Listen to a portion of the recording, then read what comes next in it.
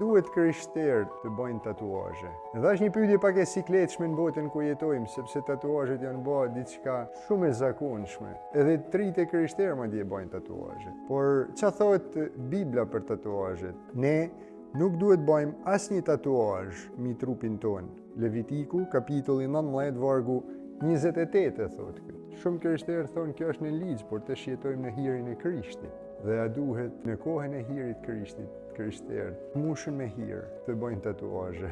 Tatuazhet vinë nga një traditë e lashtë pagane, e cila lidhej me një shenjë që vendosej në trupin e personave të afërt me një të vdekur në kujtesë të atij moment mortor, ose adhurim që i drejtohej disa idhujve dhe vendoseshin shenja apo simbolet lidhura me ta. Po më vonë, diçka që romakët e quanin stigmata, një domk, i vendosej të gjithë burgosurve të cilët tentonin arratisjen dhe i vendosej në ballë dhe në trupin e tyne me anë të djegjes dhe bojës. Dhe po ashtu, shënoheshin të gjithë ushtarët të cilët rrezikonin të arratiseshin nësa niseshin në mision, në mënyrë që ato të mos largoheshin nga lufta. Po ashtu edhe sklevrit vendosej domka, shkruhej emri dhe data. Pra, një farë mënyret, domka personifikon dikë që nuk është më në funksion të vetvetes, por është dikush tjetër mbi këtë person. Dhe për ironi, e vetmja mënyrë që të lirohej nga domka ishte momentin që domka nuk do të dallohej më ose tatuazhi s'do të dallohej më. Do të thotë do ishe plag dhe rrullat e lkurës kishin mbulu qartësinë atij tatuazhi ose domk.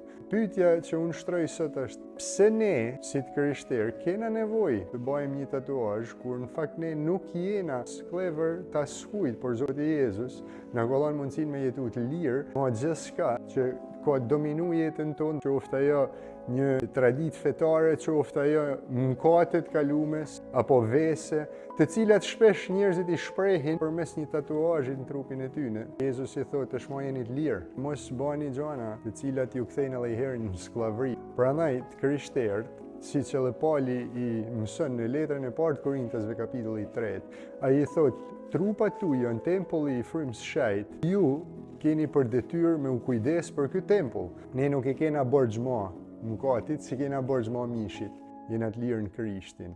Dhe siç romakët e shifshin njeriu pa tatuazhe të pastër dhe plot dinjitet, kështu edhe ne si të krishterë sot. Ato që Zoti na ka besu trupin, mendjen e shpirtin si diçka e tij, dhe ai na ka dhënë dhe na ka dhënë bashkë me të edhe dinjitetin, forcën, fuqinë dhe lirinë. Le të jetojmë në këtë sferë në jetën tonë.